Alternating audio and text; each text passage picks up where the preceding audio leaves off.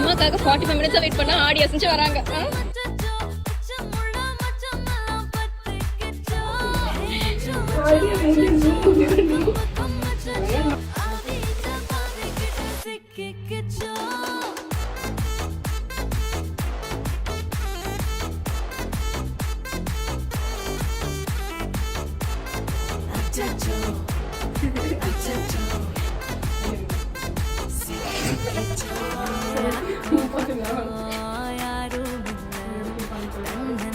அதெல்லாம் எனக்கு மட்டும்தான்